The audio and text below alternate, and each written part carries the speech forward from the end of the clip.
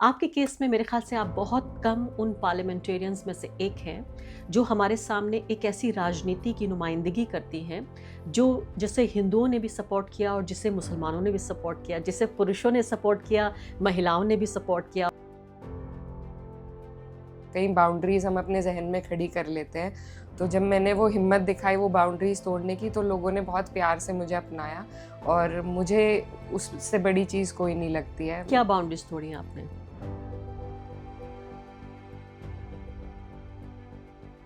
जो आप पहनती हैं उसको कुछ लोग हिजाब कहते हैं, आप कहती हैं मैं सर पे आँचल लेती हूँ, जो आपके इलाके में ज़्यादातर महिलाएँ लेती हैं। नीतीश कुमार का जो ये बर्ताव था, जो बहुत ही मैं कहूँगी शर्मनाक एक तरह से रहा, आप भी इस बात को लेकर काफ़ी आपको तकलीफ़ रही कि महिला का जो उन्होंने नकाब या हिजाब खींच लिया।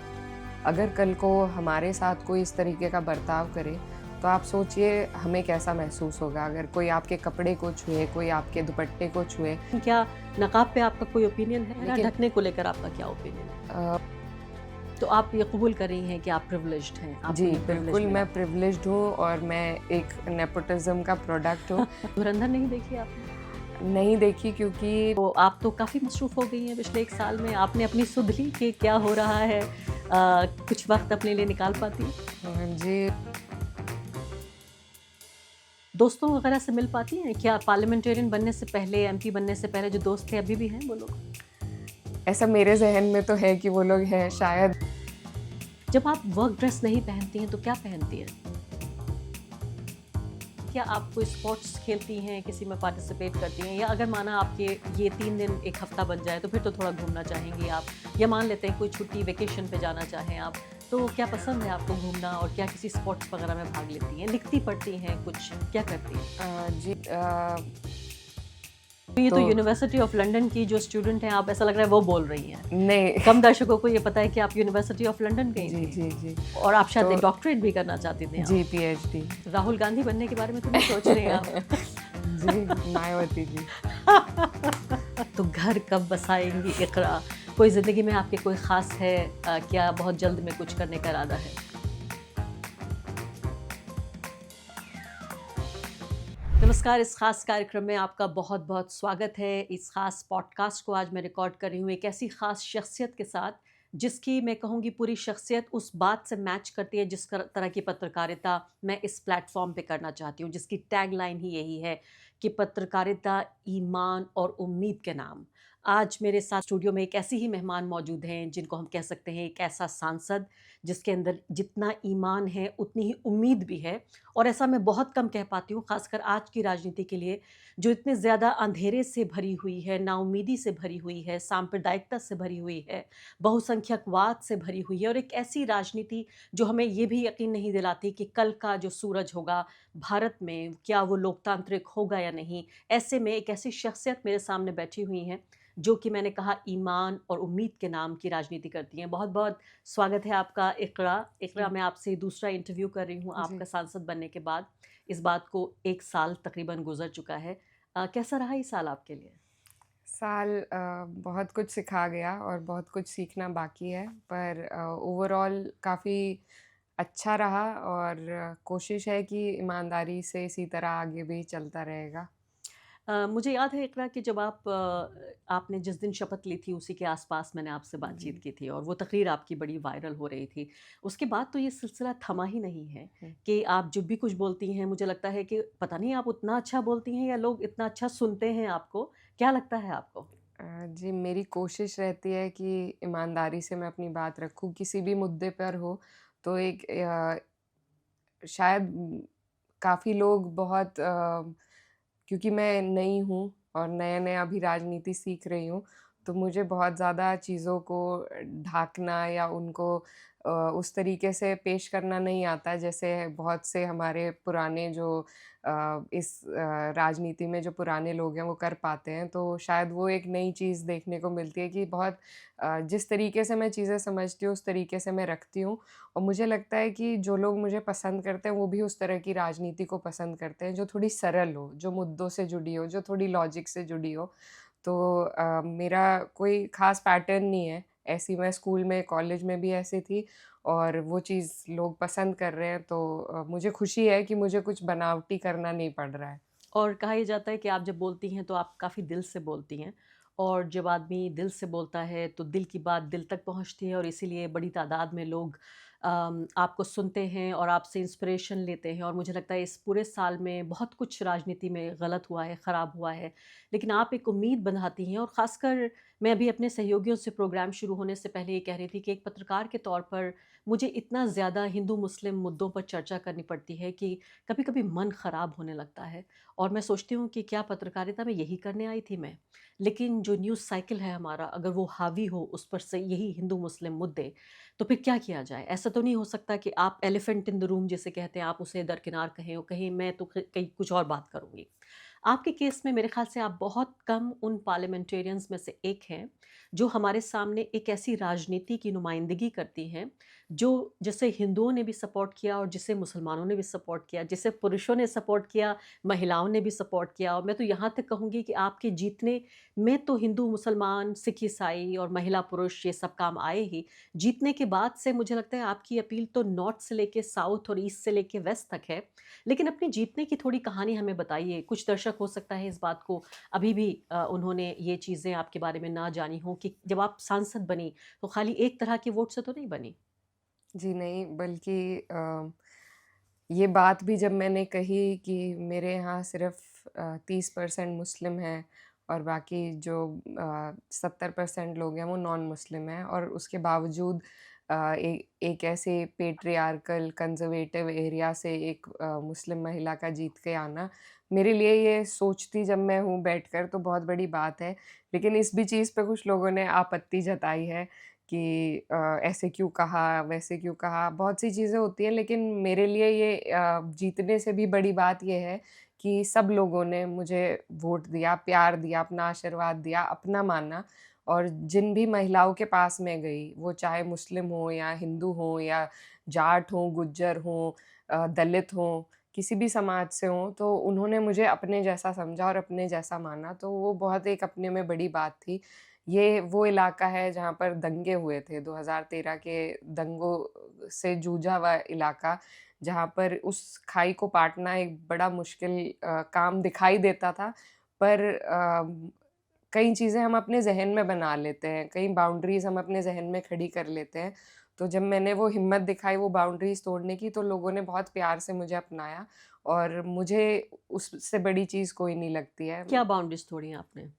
जैसे सभी लोग जब आंकड़े जोड़ते हैं, तो आप कुछ आंकड़े लेकर चलते हैं कि इस समाज से मैं इतने वोट ले सकती हूँ या ये समाज मुझे बिल्कुल नहीं देगा। तो कई चीज़ें हम बिल्कुल ही आउटराइटली, जैसे बीजेपी के लोग मुस्लिम बहुल्य क्षेत्र में जाते भी नहीं हैं। जाते भी नहीं हाँ। हैं। तो उसी तरीके से इधर की तरफ के लोगों की भी मानसिकता ऐसी होती है कि हुँ। यहाँ से वोट नहीं मिलेगा, टाइम मत खराब करो।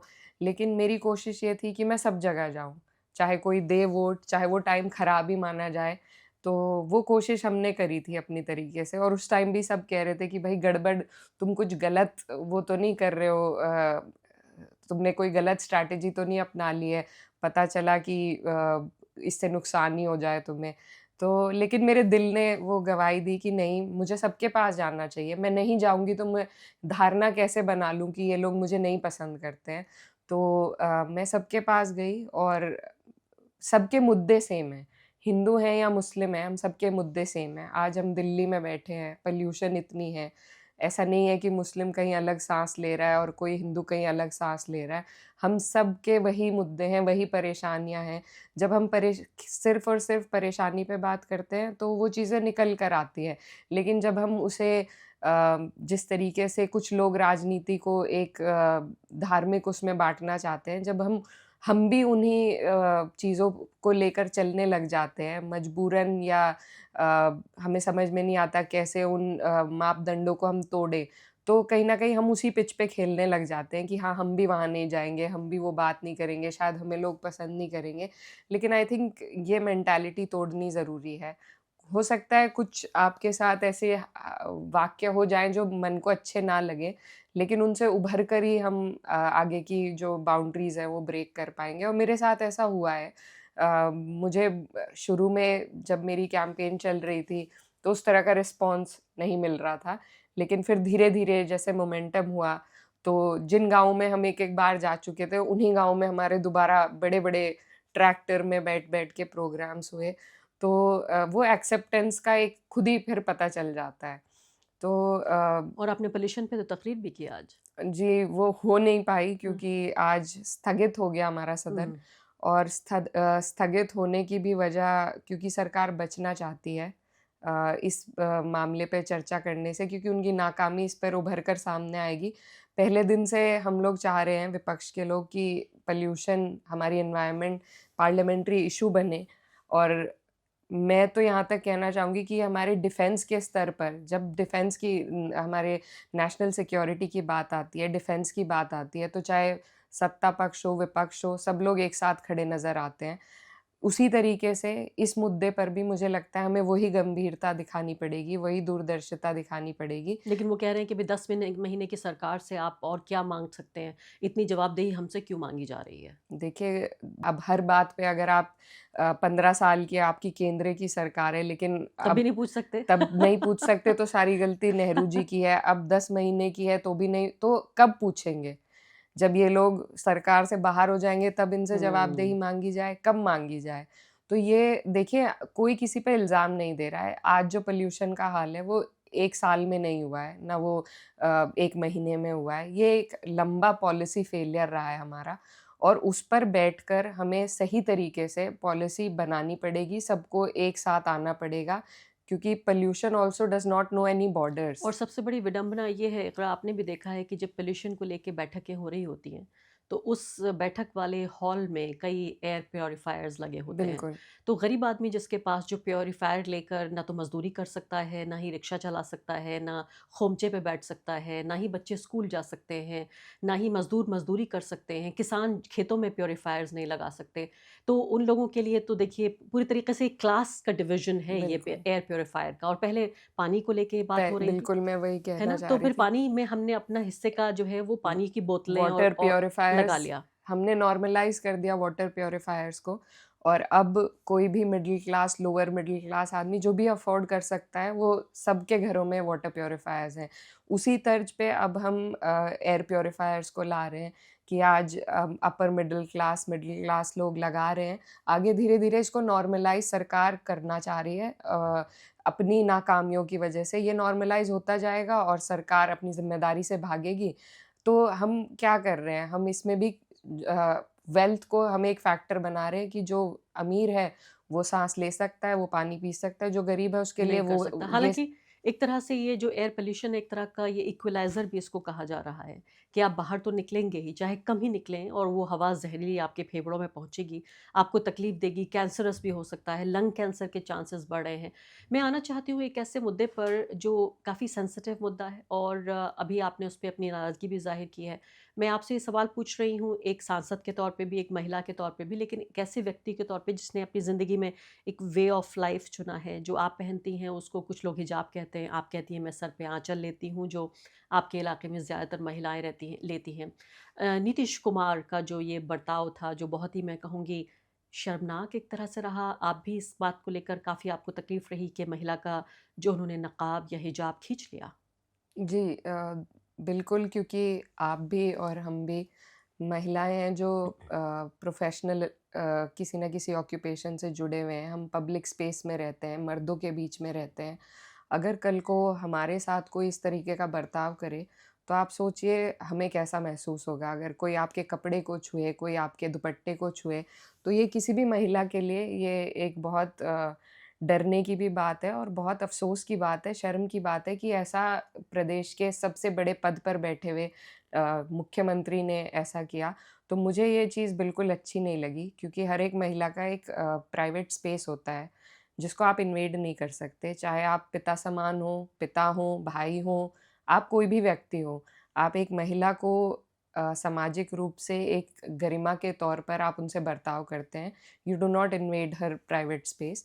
और ये बात सबको पता है, सामाजिक रूप से, मोरालिटी के रूप से सबको ये बात पता है, लेकिन फिर भी ऐसा हुआ। और उसके बावजूद ये गलती है, बहुत बड़ी गलती है और इसकी माफ़ी माँगी जानी चाहिए। लेकिन माफ़ी माँगना तो दूर है, भाजपा के ही दूसरे मंत्री और भी आपत्तिजनक शब्द वो कह रहे हैं उस महिला के लिए। मुझे उनकी व्यथा सोच के बहुत अफ़सोस होता है कि वो नौकरी लेने से भी उन्होंने मना कर दिया है और सबसे शायद ज़्यादा शर्मनाक तो यही बात है। जी, और क्या उन्हें कोई मनाने की कोशिश करेगा, किसी कुछ ने होगा? नहीं किया बल्कि हमारे भाजपा के एक मंत्री हैं, उन्होंने कहा है कि वो जहन्नुम में जाए अगर नौकरी नहीं करना चाहती हैं। तो देखिए वो लोग ऐसा इसलिए कह रहे हैं क्योंकि वो महिला मुस्लिम थी और वो हिजाब में थी। लेकिन ये सिर्फ़ एक मज़हब का मामला नहीं है। जैसा आप कह रहे हैं कि कोई भी महिला अपने कपड़े को किसी भी हिसाब से पहन सकती हैं। कोई उन्हें ये नहीं बता सकता कि वो कैसे पहने, क्या पहने और लेकिन नीतीश कुमार बुज़ुर्ग हैं, एक फ़ादर फ़िगर होने के नाते उन्होंने ऐसा किया। उनका मकसद लड़की को ह्यूमिलिएट करना नहीं था। इन किसी आर्गुमेंट से आप सहमत हैं? जी नहीं, देखिए वो बुज़ुर्ग हैं ज़रूर, बिल्कुल, हम सबको उस उम्र से गुज़रना है। हम सबको उन चीज़ों को झेलना है जो शायद वो आज झेल रहे हैं और मुझे उनके स्वास्थ्य की भी चिंता होती है और लेकिन फिर भी मैं ये कहना चाहती हूँ कि वो पिता समान हैं, पिता नहीं हैं हुँ। और और क्या पिता भी ऐसे और हिजाब खींच पिता भी सकता नहीं था? खींच सकते। मैं वही कहना चाह रही थी, भाई हो, पिता हो, कोई पिता समान हो, गुरु हो, टीचर हो, कोई आपके सीनियर हो, किसी को ये अधिकार नहीं है कि वो आपके साथ इस तरीके से किसी पब्लिक प्लेटफ़ॉर्म पे या निजी रूप से भी इस तरीके से बर्ताव कर सके। These are also criminal offences. तो पुरानी जो हमारी वो थी लॉ की धारा तो 354 में ये आ सकता था, लेकिन आउटरेजिंग अ वुमन्स आउटरेजिंग अ मॉडेस्टी? वुमन्स मॉडेस्टी लेकिन I wouldn't go that far hmm. Because we also respect Nitish ji, but I would still say that जिस पद पे वो हैं, उसकी भी एक गरिमा और ज़िम्मेदारी है। तो उन्हें सार्वजनिक रूप से माफ़ी माँगनी चाहिए उस महिला से एंड उनकी गरिमा को रीइंस्टेट करने के लिए, उनके सम्मान को रीइंस्टेट करने के लिए कोई कोशिश होनी चाहिए। और ये भी सवाल उठ रहा है कि अगर ऐसा है कि उनकी मेंटल हेल्थ जो है वो ठीक नहीं है, इसलिए उनको पता ही नहीं था वो क्या कर रहे थे? जी, देखिए ये 2 अहम चीज़ें हैं। इफ़ ही वाज़ अगर वो स्वस्थ हैं, तो वो माफ़ी माँगे और अगर वो स्वस्थ नहीं हैं मानसिक रूप से, तो ये और बड़ी चिंता का विषय है हम सभी के लिए। इस्तीफ़ा दें? इस्तीफ़ा भी देना चाहिए क्योंकि जो व्यक्ति इस तरीके से और अ करोड़ों लोगों के मुख्यमंत्री हैं वो, अगर और उनकी ऐसे ये मानसिक पहला सेहत इतनी भी नहीं जी, है। पहली हरकत नहीं है, उससे पहले की भी एक वीडियो है जिसमें एक महिला जिन्होंने साड़ी पहनी है, आँचल से अपना सर ढका हुआ था, उनको वो पकड़ के मैनूवर कर रहे थे, गाइड कर हुँ। रहे थे कि इधर देखिए, उधर देखिए। तो मैं ये सोचती हूँ कि कौन इन मर्दों को ये अधिकार देता है कि वो एक महिला को पकड़ कर, जो बात कहकर भी बताई जा सकती है, उन्हें छूकर, उनके कपड़ों को छूकर तो मेरे लिए ये पर्सनली बहुत मुझे हुँ। अफ़ेक्ट किया क्योंकि मेरा भी पब्लिक में रहने का काम है। कल को आपके हमारे साथ कोई इस तरह करे, तो ये चीज़ें कि हम घर बर्दाश्त से के बाहर काबिल नहीं कि है। मतलब घर से बाहर आ गए हैं तो एक तरह की पब्लिक प्रॉपर्टी बन गए हैं। घर बिल्कुल। तक थे तो इज़्ज़त के लायक थे। हुँ, अब घर से बाहर निकले, वो चारदीवारी लाँघ दी तो हमारी अब कोई इज़्ज़त नहीं जी। है। और ये अ, वही सरकार है जो चुनाव के नज़दीक महिला सम्मान की बहुत बातें करती है। लेकिन आप जो महिलाओं का सम्मान है, वो सिर्फ़ चुनाव से पहले नहीं हो सकता, वो पूरे तरीके से हमें दिखाना है। आप महिला सशक्तिकरण की बात कर रहे हैं, आप के इस तरीके के अगर वाक्यों को नॉर्मलाइज़ करेंगे, उन पर आप निंदा भी नहीं करेंगे, तो और ज़रूरी नहीं है कि ये नीतीश कुमार के साथ रुक जाए। अगर जैसे आप जो शब्द नॉर्मलाइज़ करने इस्तेमाल कर रही हैं, बिल्कुल। अगर ये नॉर्मलाइज़ हो गया तो कल को कोई भी छिछोरा, कोई भी गली में जाके ये सोचेगा कि एक हिजाब नकाब में लड़की जा रही है, उसको खींचा जा सकता है जी, और उसको कोई फ़र्क नहीं पड़ेगा। लेकिन और सोचिए अभी लुलु मॉल का ये ज़िक्र हो रहा है, आई थिंक ये हैदराबाद की बात है शायद, जहाँ एक एक्ट्रेस वहाँ गई थी, उन लोगों ने उनको मॉब कर लिया। जी। तो वही है कि घर से बाहर निकल रही है अगर औरत, घर के अंदर इज़्ज़त हम उसकी करेंगे और घर के बाहर निकल रही है तो उसकी कोई इज़्ज़त नहीं है। लेकिन ये डिबेट बहुत आसानी से शिफ्ट हो गई है। अब डिबेट ये हो रही है कि नकाब पहना ही क्यों जाए? आप अपना चेहरा क्यों ढक रही हैं? जावेद अख्तर का एक पुराना बयान निकाला जा रहा है। उस बयान को लेकर बहस ये हो रही है कि जावेद अख्तर ने ये कहा कि आपका चेहरा क्या इतना भद्दा, घिनौना और क्या इतना बदसूरत है कि आप उसे क्यों छिपाती हैं? आपको लगता है कि क्या डिबेट उस तरफ जानी चाहिए कि यानी अगर आपको नकाब पसंद नहीं है तो क्या आप किसी का नकाब खींच लेंगे? लेकिन क्या नकाब पे आपका कोई ओपिनियन है? जी, मेरा ओपिनियन है कि it is a matter of choice. आप पहनना चाहते हैं, तो आप पहनिए, आप नहीं पहनना चाहते हैं, तो आप मत पहनिए। चेहरा लेकिन ढकने को लेकर आपका क्या ओपिनियन है? उस पे भी मेरा ये अपनी मर्ज़ी पे निर्भर करता है। अगर आज मैं नहीं अपना नकाब से चेहरा ढक रही हूँ, कल को ढकने लगूँ, तो मेरी मर्ज़ी है वो, उस पे कोई मुझे आपत्ति नहीं कर सकता कि आप पहले तो नहीं करती थी, अब कर रही हैं, या अब कर रही हैं तो क्यों कर रही हैं। तो ये बेकार की बातें हैं। हम ये देश संविधान से चलता है और सारे अधिकार हम लोगों को संविधान से मिले हुए हैं। कौन से कानून में लिखा है कि महिला नहीं ढक सकती अपना चेहरा, या महिला को ढकना ज़रूरी है बेहद? दोनों चीज़ें नहीं लिखी हुई हैं, तो दोनों हमारी चॉइस पर निर्भर करती है, और कोई मंत्री और कोई अधिकारी हमें ये नहीं बताएगा कि हम ऐसा कर सकते हैं या नहीं कर सकते हैं। तो वो एक अलग मुद्दा है। लेकिन लेकिन घूंघट मुद्दा और हाँ, महिलाओं की चॉइस पे लाने से हाँ। पहले आदमी के आचरण पे भी तो सवाल होना उठना चाहिए। ये चाहिए। बहुत अच्छी बात आपने कही। मुझे जी, बहुत पसंद आई ये बात कि महिला यानी जो इंसान ये हरकत कर रहा है, उस पे हम बात नहीं कर रहे हैं और पूरी चर्चा ये हो रही है कि महिला को क्या करना जी। चाहिए। हालाँकि ये पूरी डिबेट और चली गई है। गिरिराज सिंह जी हैं शायद जिन्होंने कहा है कि वो उन्होंने ढका ही क्यों अपना चेहरा। हुँ। तो मैं उन्हें ये कहना चाहती हूँ कि जब इलेक्शन कमीशन से वीडियो रिकॉर्डिंग माँगी गई थी महिलाओं की, तो उन्होंने बड़े आसानी से कह दिया था कि वो इन्वेजन ऑफ प्राइवेसी है, हम माँ-बहनों की वीडियो नहीं दे सकते हैं ऐसे। तो वो उन्हें बताएँ थोड़ा कि क्यों नहीं दे सकते? जब उनका यही आर्ग्यूमेंट, जहाँ ऐसा तो नहीं होगा आप एक ही आर्ग्यूमेंट के दोनों पहलू जहाँ आपके काम आ हुँ। रहे हैं उन्हें इस्तेमाल कर लें। तो ये बेकार की बातें करते हैं। सीरियसनेस बात की ये है कि महिला मुस्लिमों, हिंदुओं, सर ढकती हो, ना ढकती हो, उसके साथ आप एक पब्लिक स्पेस में, प्राइवेट स्पेस में किस तरीके से बर्ताव कर रहे हैं, बात उस पे होनी चाहिए, चर्चा उस पे होनी चाहिए, और ये बहुत ही एक शर्मनाक इंसिडेंट है, और इसकी जितनी भी हम निंदा करें कम वो है। कम है। मैं आपकी बात दोहराना चाहती हूँ। आपने कहा कि बात इस पे नहीं होनी चाहिए कि महिला क्या कर रही है, बात इस पे होनी चाहिए कि पुरुष का आचरण क्या है। ये जी। पूरा डिस्कोर्स पलट के आना चाहिए। बहुत बेहतरीन आपने बात की है और शायद इसीलिए तो आप एक लीडर हैं क्योंकि आप लीडरशिप कर रही हैं। यहाँ भी इस पूरी बहस में आपने शायद इस बहस को एक नया मैं कहूँगी एक नया डायरेक्शन दिया है। एक इसी को लीडरशिप कहा जाता है कि आचरण मर्द का क्या है, पुरुष का क्या है, इस पे बहस होनी चाहिए। मैं इस बहस में आगे बढ़ना चाहती हूँ क्योंकि मुझे मालूम है इसमें कुछ घंटे और गुज़र सकते हैं। घूंघट बनाम नकाब की बहस हो सकती है, चेहरा ढकना किस हद तक संस्कारी है, किस हद तक पेट्रियार्की है, किस हद तक जो है वो महिलाओं के लिए रूढ़िवादिता है, बहुत बड़ी ये डिबेट है और किसी और दिन करेंगे।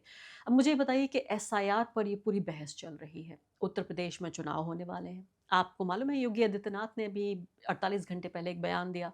उन्होंने कहा कि हमारे 4 करोड़ वोटर्स जो हैं वो डिलीट हुए हैं इस लिस्ट से उत्तर प्रदेश में और 12 करोड़ आए हैं, 16 करोड़ होने चाहिए थे और ये 4 करोड़ लोग हमारे इनमें से 85 से 90% हमारे वोटर हैं। क्या आपको लगता है क्या स्ट्रैटेजी है? ये सच्चाई है जो उनके मुँह से निकल गई है या आपको क्या लग रहा है कि क्यों कहा उन्होंने ऐसा?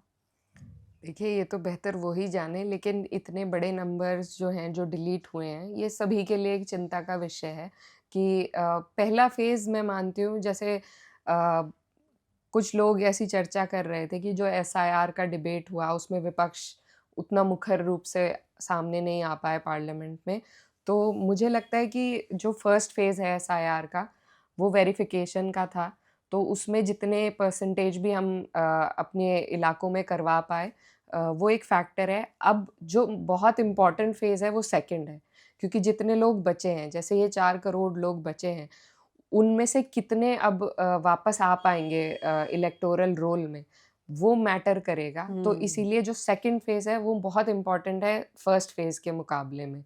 तो अब सभी को मेहनत करने की अपने-अपने इलाकों में ज़रूरत है कि कोई भी व्यक्ति रह ना जाए, जो जिसका वाजिब रूप से वहाँ पर वोट होना चाहिए, तो वो रह ना जाए।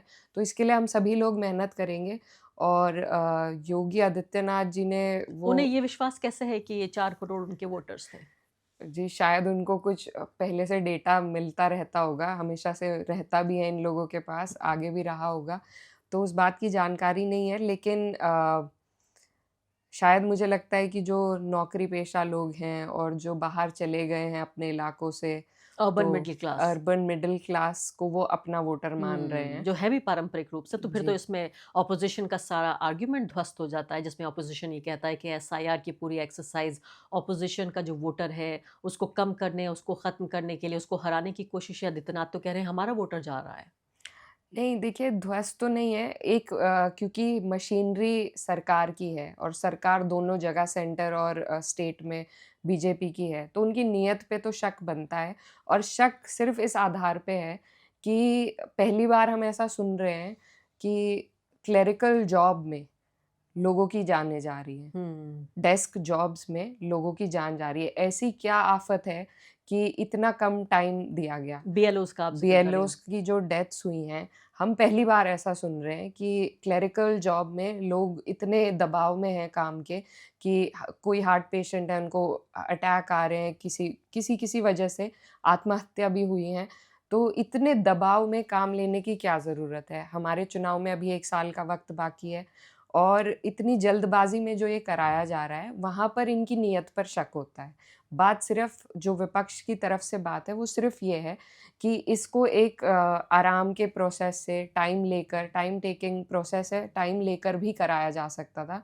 और हमारे राष्ट्रीय अध्यक्ष अखिलेश यादव जी ने भी बोला कि जिस वक़्त को इन्होंने चुना, ये बहुत ही धरातल से जुड़े लोग ही समझ सकते हैं कि जो वक़्त इन्होंने चुना वो हमारे यहाँ साया कहते हैं उसे, तो शादियों का वक़्त था। सभी लोग आपस में रिश्तेदारियों में इधर-उधर जाना-आना सभी का चल रहा था। उस दौरान आपको एक ऐसा रिगरस वेरिफ़िकेशन प्रोसेस करना है और उसमें एक टाइम लिमिट इतनी सख्त है, तो इन सब चीज़ों से शक बनता है। लेकिन वोट किसके कटे हैं या नहीं कटे हैं, ये फ़ैसला सेकंड फ़ेज़ के बाद होगा मेरी नज़र में। पर इनकी सिर्फ़ इसी वजह से कि इतनी जल्दबाज़ी क्यों है? अगर आपकी नीयत साफ़ है और अगले साल चुनाव भी नहीं होना है, और 2027 में 27 में होना है। चुनाव है। जी, तो इतनी जल्दबाज़ी क्यों है? जो है लेकिन मुझे बताइए इकरा ईमानदारी से मैं आपसे ये सवाल पूछना चाहती हूँ कि ऑपोज़िशन, क्योंकि ये सवाल सिर्फ़ कांग्रेस पार्टी का नहीं है, पूरा इंडिया ब्लॉक एसआईआर को लेकर मुद्दा उठा रहा है, बल्कि मुझे लगता है पिछले कई महीने में तो सबसे बड़ा मुद्दा यही रहा, बिहार चुनाव में भी रहा। इसमें आपकी पार्टी ने भी बढ़-चढ़ कर हिस्सेदारी लिया इस मुद्दे में। लेकिन बिहार चुनाव से पहले ये मुद्दा जिस तरह से एक आम जन का मुद्दा बन चुका था, मैं खुद बिहार गई, जब बिहार ये वोट अधिकार यात्रा के दौरान, और मैंने देखा कि काफ़ी एक जन-जन तक ये बात पहुँच रही थी और एक तरह के मास मूवमेंट की शक्ल ले रहा था। लेकिन उसके बाद बिहार का चुनाव हुआ और उसमें ये एक नॉन इश्यू बन गया। इतनी बहुत ह्यूमिलिएटिंग एक तरह से डिफीट हुई ऑपोज़िशन की, पूरे इंडिया ब्लॉक की। उसके बाद कुछ हफ़्ते बाद राहुल गांधी आते हैं, गांधी मै यहाँ मैदान में, रामलीला मैदान में एक बड़ी रैली करते हैं। उसमें कुछ हज़ार लोग पहुँचते हैं। कुछ समझ नहीं आ रहा, हो क्या रहा है ये? तो जो बिहार में एसआईआर हुआ, उसमें मेरी जो पर्सनल ओपिनियन है उसमें, मुझे लगता है कि जो 70 लाख के करीब जो वोट कटे हुए थे, उनकी रेक्टिफ़िकेशन हो नहीं पाई थी और उसी स्थिति में हम लोग चुनाव में उतर गए थे। पर्सनली मुझे लगता है कि उस चुनाव का हमें बॉयकॉट कर देना चाहिए था क्योंकि कोई चीज़ जिसका आप इतना विरोध कर रहे हैं और वो चीज़ ठीक नहीं हुई है और फिर आप उसी के मैदान में उतर गए हैं, तो एक जो चुनाव पहले से ही बायस था, उसमें हम उतर गए लड़ने के लिए, हालाँकि हम उसका आखिरी वक़्त तक विरोध कर रहे थे। तो मेरी अपनी राय ये है कि कोई ना कोई कदम हमें भी ऐसा उठाना पड़ेगा जो नॉर्मल उससे अलग हो। तो उसमें मुझे लगता है कि ऐसा कई लोग चर्चा भी करते हैं, मेरी अपनी भी राय ये थी कि विपक्ष को आई थिंक बिहार का चुनाव पूरी तरीके से बॉयकॉट कर देना चाहिए था। और इसमें बहुत सारी चीज़ें हैं, जिस तरीके से इलेक्शन कमीशन कोई कदम नहीं उठाता है, चुनाव के बहुत नज़दीक महिलाओं को इतने-इतने पैसे दिए जा रहे हैं। तो हमारी जो चुनाव की नींव है फ्री एंड फेयर इलेक्शन की, ये ना फ्री रह गया है, ना फेयर रह गया है। तो आई थिंक एक स्टर्न स्टेप, एक रिजिड स्टेप हमें लेना चाहिए था, जो शायद जहाँ पर हम चूक गए। बहुत बड़ी बात कह रही हैं आप। जी। आप कह रही हैं कि जब आपको सामने ये दिख रहा था कि जिस सिस्टम की बात हो रही है, वो सिस्टम ही आपके अगेंस्ट काम कर रहा है, उस पूरी प्रक्रिया पे ही विश्वास नहीं है, जिस प्रक्रिया में आप भागीदार हैं, तो ऐसे में चुनाव को बॉयकॉट करना चाहिए था। जी। ये गलती हुई? मुझे लगता है सो ऐसा। Was that a writing on the wall कि हम यहाँ जीत ही नहीं पाएगा ऑपोज़िशन इंडिया ब्लॉक? देखिए चुनाव के वक़्त एक माहौल बनता है जिसमें एक एनर्जी आ जाती है लोगों में, तो दोनों ही तरफ पक्ष में, विपक्ष में एक वो चुनाव का माहौल अलग होता है। उसमें आदमी सोचने लगता है कि शायद शायद हो जाए, शायद निकल जाए, मेरी रैली में इतनी भीड़ है, मुझे इतने लोग सुनने आ रहे हैं। तो वो एक धारणा, वो चुनाव के वक़्त का जो ज़हन होता है वो बहुत अलग होता है। तो उसमें घिर गए, लेकिन मुझे लगता है उससे पहले की जो सोच थी, जब ये वोट अधिकार रैली निकाली गई थी, यात्रा निकाली गई थी और उस टाइम जो सब लोग सोच रहे थे कि जिन वोटों के लिए हम ये जद्दोजहद कर रहे हैं, उन वोटों का कोई करेक्शन नहीं हो पाया हुँ। है। तो उसी थॉट पे अगर हम बरकरार रहते और चुनाव की उस गहमा-गहमी में ना उलझते, तो मुझे लगता है कि शायद हम इस मूवमेंट को और मोमेंटम दे सकते लेकिन ये तो थे। बहुत बड़ी बात हो जाती है इकरा, कि अगर मान लेते हैं कि बिहार चुनाव ये सिर्फ बिहार तक सीमित नहीं रहता। एसआईआर की पूरी प्रक्रिया ये तो राष्ट्रव्यापी प्रक्रिया है। दूसरी बात, चुनाव चुनाव तो एक एक करके राज्यों में होने हैं, बिहार के बाद बंगाल, और फिर अगले साल और भी 4 और राज्यों में, यानी जी, 5 राज्यों में जी। चुनाव होने। फिर सबसे अहम आ जाएगा चुनाव उत्तर प्रदेश का। तो ये तो एक, यानी कि मैं कहूँगी एक तरह का एक आइडियोलॉजिकल और एक ये प्रिंसिपल बेस्ड, यानी एक पॉलिसी डिसीजन सारे ऑपोजिशन को बैठ के लेना था। जी, आप इस बात से सहमत हैं? जी। तो मुझे ये बताइए कि अब उत्तर प्रदेश में जो एसआईआर हो रहा है, अभी मुझे लगता है इसका 1 हफ्ता और बाकी होगा, क्योंकि एक्सटेंशन मिला उसको 2 हफ्ते का, 1 हफ्ता और बाकी होगा। अगर अभी तक जो हो रहा है, पहला जो ड्राफ्ट आया है, आप उससे सहमत हैं या नहीं? जी, अभी कुछ कह जैसा मैंने कहा, जो असली प्रतिक्रिया है हम लोगों की, वो सेकंड फ़ेज़ के बाद ही आ पाएगी। क्योंकि अभी एक प्रोसेस हो अभी जैसे हमने जो धरातल पर देखा है, तो जिन लोगों के नाम आ रहे हैं, उनको इंक्लूड किया जा रहा है, जिनके नहीं आ रहे हैं, उनको एक अलग कैटेगरी में डाला जा रहा है, जिस कैटेगरी की वेरिफ़िकेशन सेकंड फ़ेज़ में होगी। तो वो जो कैटेगरी है, अभी उस पे कुछ कहा नहीं जा जिसको सकता है। नो मैपिंग शायद कहा जाता है, जी, जो लिंक नहीं कर पाते, यानी कि जी। आपके पास नहीं है फॉर्म डॉक्यूमेंट। सी हाँ, अब आपको फॉर्म और सी ज़्यादा में। डॉक्यूमेंट्स देने पड़ेंगे आपको। जी, हाँ। आप उस प्रक्रिया में नहीं हैं। नहीं, इसमें कुछ नए वोटर्स भी हुँ, हैं। इसमें जो शादी करके जो महिलाएँ आई हैं, जिनको ट्रेस नहीं आप कर हुँ। सकते हैं, तो वो वाले वोटर्स हैं जिनको अलग-अलग तरीके की वेरिफ़िकेशंस देनी होगी। तो जब तक वो प्रोसेस उस प्रोसेस में क्या होता है, वो असली नियत को उभर कर लाएगा कि इनकी नियत क्या है। अभी तक तो एक रेगुलर प्रोसेस के रूप में ये चला है। अब जो आगे होगा, उसमें हमें पता चलेगा कि इनकी असली नियत क्या है। और अब ये वेस्ट बंगाल का मैं आपको एग्ज़ाम्पल देना चाहती हूँ, जो फर्स्ट ड्राफ्ट आया है, और सबसे ज़्यादा हैरानी आपको मालूम है इस बात को लेकर हुई कि इस पे कोई चर्चा नहीं हो रही है। वेस्ट बंगाल, मुझे लगता है कि आखिरी 2 किले बचे हैं जिसको ये भगवा राजनीति भेदना चाहती है, जिसमें वेस्ट बंगाल है और दूसरा है केरला। केरला। केरला हो सकता है असंभव लगता हो, लेकिन वेस्ट बंगाल तो बिल्कुल असंभव नहीं है, बल्कि ऐसा लगता है कि अब गया और तब गया, इतना इस तरह से मुहाने पर है। उसका जो फर्स्ट ड्राफ्ट का जो एनालिसिस है वो ये बताता है कि जो रूरल मुस्लिम्स हैं, उनके पास सबसे ज़्यादा डॉक्यूमेंट हैं, और उनके नो मैपिंग यानी अनमैप्ड, यानी कि वो लोग जो कि इस दायरे से बाहर निकलेंगे, उनकी तादाद सबसे कम है पूरे वेस्ट बंगाल में। और सबसे ज़्यादा जो तादाद है उन लोगों की जिनके पास डॉक्यूमेंट नहीं है, और इसको बहुत ज़्यादा हैरानी भी नहीं होनी चाहिए कि वो लोग हैं जिनको हम बांग्लादेशी हिंदू शरणार्थी कहते हैं। वो बेचारे लोग जो वहाँ 1971 और उसके बाद के सालों में वहाँ परसिक्यूशन सह रहे थे, और किसी तरह से बच-बचा के यहाँ पश्चिम बंगाल आ गए। 2002 कट ऑफ लिस्ट है, हम जानते हैं, 23 हुँ, साल पहले की, और उस वक़्त में ज़्यादातर ये मटुआ कम्युनिटी के जो लोग थे, ये वोटर्स नहीं थे। हुँ। तो जिनके लिए पूरा सीएए कानून बनाया गया कि हम उस परसिक्यूशन से बचाना चाहते हैं उनको, ये पूरा प्रिटेंड किया गया। सबसे हैरानी की बात तो ये है कि वो लोग सबसे ज़्यादा परेशान हो रहे हैं, हुँ, और जो रूरल मुस्लिम है उसके पास सबसे ज़्यादा डॉक्यूमेंट्स हैं। हुँ। आप हैरानी हो रही है आपको इस बात की जान जी, के? बिल्कुल और मतलब हैरानी नहीं सभी जगह कुछ ना कुछ इसी तरह के हालात दिखते हुए नज़र आ रहे हैं। क्योंकि देखिए, जब आदमी बहुत डर जाता है, तो अपनी तैयारी भी और मज़बूत करता है। हुँ। तो कहीं न कहीं ऐसा है कि मुझे ये समझ में नहीं आता है कि ये प्रक्रिया ऑनेस्टली जब मैं छोटी थी, स्कूल में हम पढ़ते थे, तो हमने इंडिया को हमेशा बिग ब्रदर के रूप में पढ़ा था। फ़ॉरेन पॉलिसी इंडिया की हमेशा एक बिग ब्रदर के रूप में थी कि हमने हिज़ होलीनेस दलाई लामा जी को यहाँ पे मतलब शेल्टर अच्छा दिया। वाला बिग ब्रदर, हाँ। अच्छा बड़ा भाई जी, या जी, डराने वाला बड़ा भाई? अच्छा बड़ा भाई, अच्छा। जो सबको अपने अंदर समेट हुँ, लेता हुँ, था, हुँ, जो हुँ। सबके लिए अपनी बाहें खोल के, अपने दरवाज़े खोल के रखता था। और मुझे लगता है कि उसमें एक प्रोसेस होता है सभी देशों का कि कौन लोग वोट कर सकते हैं, कौन नहीं कर सकते हैं। तो हमारे भी बहुत से लोग दूसरे देशों में रहते हैं, वो वहाँ वोट नहीं कर सकते, लेकिन एक गरिमा के तहत वो रहते हैं। उन्हें कोई घुसपैठी नहीं कहता, उन्हें कोई इस तरीके की भाषा का इस्तेमाल नहीं करता। तो मुझे लगता है कि हमारी जो गरिमा थी पूरे वर्ल्ड में और जिस सम्मान के साथ हमारे देश को देखा जाता था, ग्लोबल साउथ में या वर्ल्ड में, वो सम्मान हमने कहीं न कहीं इन अल्फ़ाज़ों से खो दिया कि हम उन्हें वोट नहीं करने देना, वो एक डॉक्यूमेंट के हिसाब से आप उन्हें अलग कर सकते थे कि ये वोटर्स नहीं है, लेकिन उनको घुसपैठी कहना, उनको तरह-तरह के नाम से पुकारना, ये किसी भी इंसानियत के खिलाफ है। तो मुझे इस बात से बहुत शर्मिंदगी अपने देश के नागरिक होने के नाते होती है कि कि हमारे कुछ जो एक लोग एक रुतबा जो होता था हमारा एक भारत होने के नाते। जी, हुँ। और कुछ लोग ऐसे हमारे देश की हुकूमत पे बैठ गए हैं जो इस तरीके से हमारे देश की इज़्ज़त को तार-तार कर रहे हैं। तो उस वजह से बड़ी अफ़सोस की बात है। मुझे लग रहा है आप ये नहीं मानती हैं कि भारत विश्व गुरु बन गया है?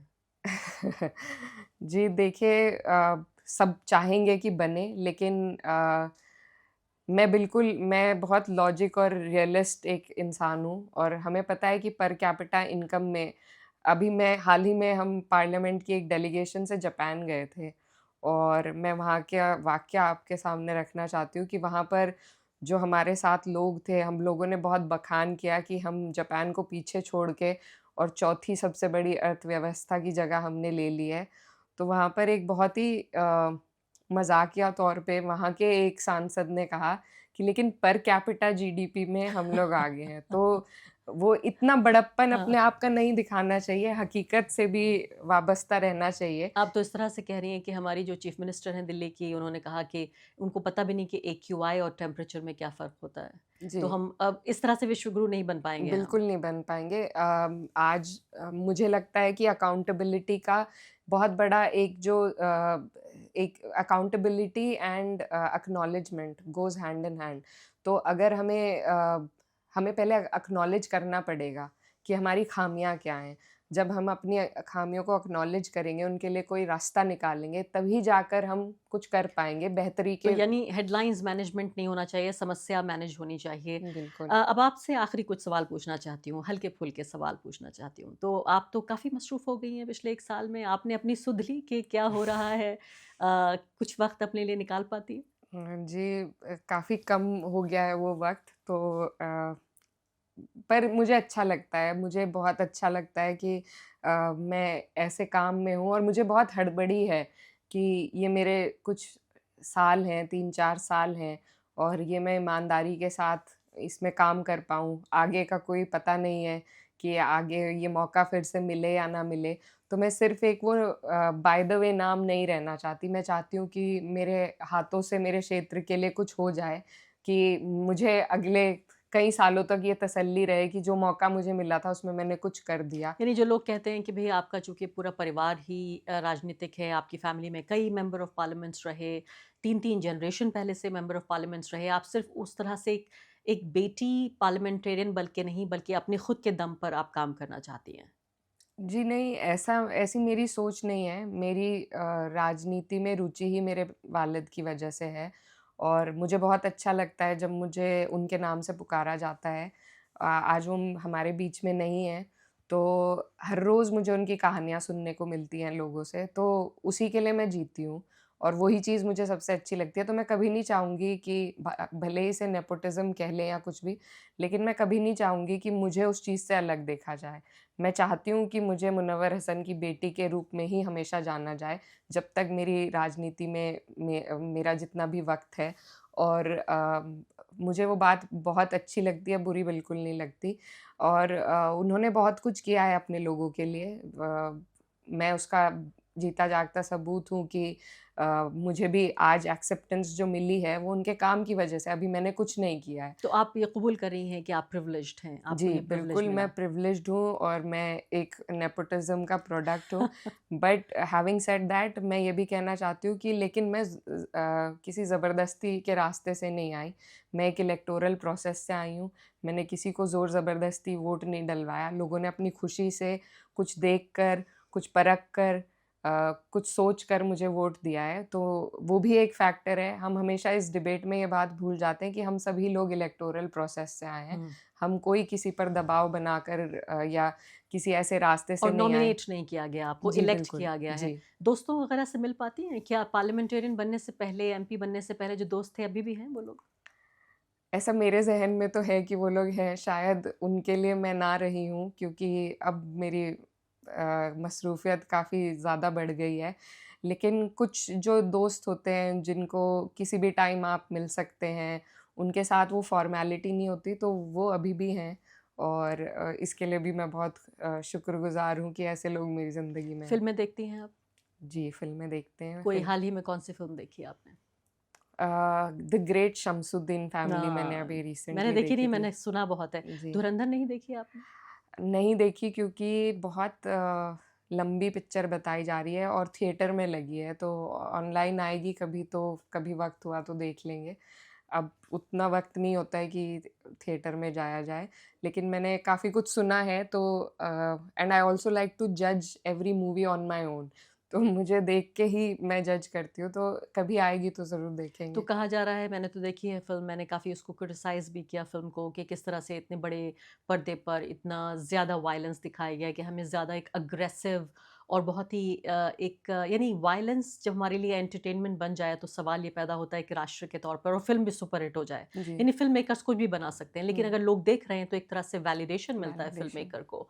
और काफ़ी हद तक उसमें मुस्लिम स्टीरियोटाइपिंग भी की गई है, पाकिस्तान के बहाने निशाना मुसलमानों पे साधा गया है, उनके प्रतीकों पर। आपको लगता है कि आजकल जिस तरह से हम देख रहे हैं पिछले 10-12 साल में मोदी जी की कहानी जो लिखी जाएगी इस वक़्त की, उसमें ये भी लिखा जाएगा कि कोई ऐसा प्रोपेगेंडा का हथियार नहीं है जो इस्तेमाल ना हुआ हो?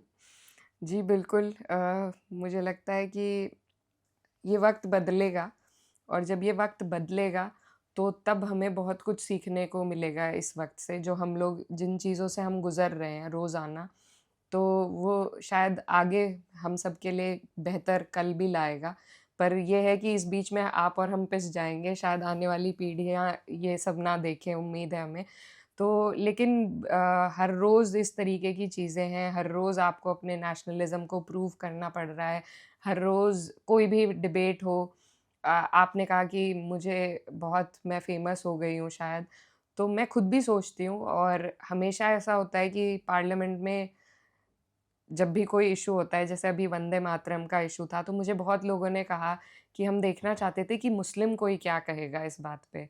तो इस तरीके की बातें आती हैं, तो उस वजह से हम पर ध्यान ज़्यादा केंद्रित होता है और ये डिबेट इतना पॉइंटलेस था मेरे हिसाब से क्योंकि वो हमारा राष्ट्रगीत है, था और रहेगा। इसमें डिबेट की कोई बात ही नहीं थी। तो इस तरह की चीज़ों पे जब आपको एक टेस्ट देना पड़ता है। टेस्ट देना पड़ता है, आपके ऊपर स्पॉटलाइट डाली जाती है, तो एक अलग तरह की असहजता महसूस होती है, कि मुझे वो बातें कहनी पड़ रही हैं, जो शायद किसी एक दूसरे मज़हब के पार्लियामेंटेरियन को नहीं कहनी पड़ती होंगी। और महिला होने के नाते भी। जी महिला होने के नाते भी बहुत सारी चीज़ों से ऐसे गुज़रना पड़ता है कि आपको टारगेट कई एंगल से किया जाता है। तो मुझे लगता है आज के वक़्त में भी एक महिला नेता होना अपने आप में बहुत मुश्किल लेकिन काम है। अक्सर इस टेस्ट में पास हो जाती हैं आप। आपको बहुत इम्तिहान पिछले 1 साल में देने पड़े लेकिन पास हो जाती हैं। आपने मुझे बताया था पिछले इंटरव्यू में कि जो ये कपड़े आप पहनती हैं एक तरह से वर्क ड्रेस है आपके लिए, कि ये पहन लिया एक आँचल और पहन लिया आपने कपड़े पहने। जब आप वर्क ड्रेस नहीं पहनती हैं तो क्या पहनती हैं? आपको क्या पसंद है? क्या रंग पसंद है? किस तरह से सजना पसंद है? क्या सजती हैं आप? जी मुझे बचपन से ही मतलब मेरा बहुत हुनर I think it is a matter of skill घर को सजाना, खुद को सजाना, इसमें भी एक आर्टिस्टिक टैलेंट होता है, जो मेरे अंदर बचपन से नहीं रहा है नहीं है। नहीं रहा है। यू तो डिसअपॉइंटेड मी। तो when I was in school तो मेरा बहुत टॉमबॉयिश नेचर था उस वक़्त। तो उस तरह की मैं थी, अब धीरे-धीरे थोड़ा बहुत I can wear little earrings like this but I can not wear bigger ones तो ऐसी कुछ छोटी-छोटी चीज़ें मैं सीख रही हूँ अभी भी। और गले में नेकलेस वगैरह पहनना हो इसके नहीं। अलावा मैं और कुछ और नहीं। इससे ज़्यादा मेकअप भी नहीं करती जितना जी, अभी जी, लगाया है। जी। चाहे शादी में भी जाना हो किसी की, जी, बर्थडे पार्टी में आई जाना डोंट हो। Think I have that face जिस पे मेकअप अच्छा लगता है पर्सनली तो ऐसी कुछ चीज़ें हैं और अब मेरी बहन है तो एक घर की हमारी शादी थी, तो वो मुझे कहने लगी कि अब हमें तुम अच्छी ही नहीं लगती हो बिना दुपट्टे के क्योंकि हमें आदत हो गई है उस तरीके से देखने की। और फॉर मी फ्रैंकली बहुत ज़्यादा क्योंकि बचपन से मुझे उन चीज़ों का उतना शौक या दिक्कत नहीं हुई, तो मुझे बहुत ज़्यादा मैटर भी नहीं अब करता है। अब मुझे लगता है कि ठीक है, अगर मैंने कदम बाहर निकाला है तो अपने आप मैं ऐसे ओढ़ लेती हूँ। तो it has become habitual for me.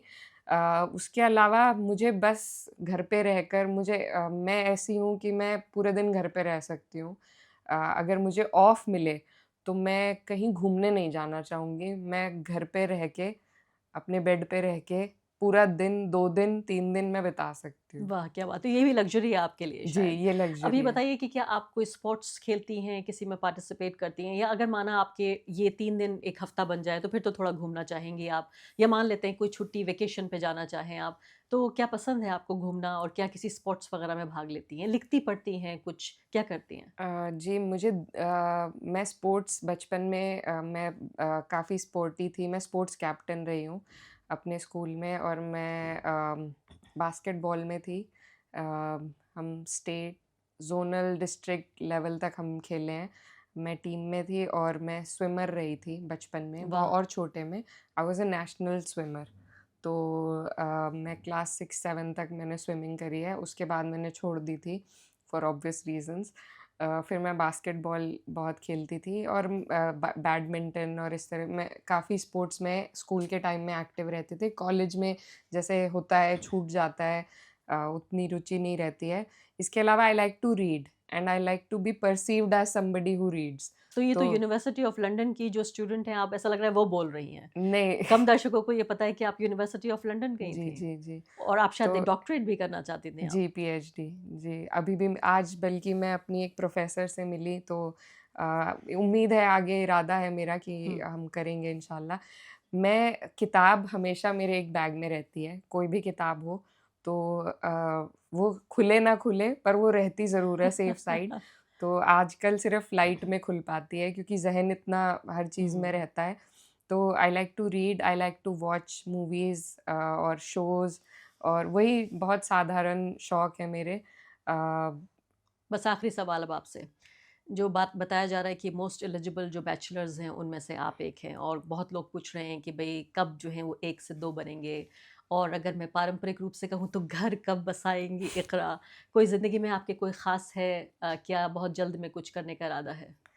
जी नहीं, ना कुछ है और अभी फ़िलहाल इरादा भी नहीं है और फ्रैंकली टाइम भी नहीं है। तो मुझे नहीं पता अभी क्या आगे होगा, पर जैसे ही होगा, आई डोंट थिंक ये चीज़ें छुप छुप जाती हैं या छुपानी होती है। ये जवाब बहुत लोग सुन रहे हैं, तो आप सोच समझ के जवाब दीजिए। जी। बहुत सारे लोगों का दिल तोड़ेंगे आप ये जवाब देकर। नहीं, नहीं, ऐसा कुछ नहीं है। मैं उस तरफ अभी मेरा ज़हन नहीं है और मेरे घरवालों का भी नहीं है, मुझे लगता है, वरना घरवाले बहुत दबाव बना देते हैं। पर मेरे घरवाले इस तरीके के किसी दबाव के इरादे में मुझे दिखाई नहीं देते।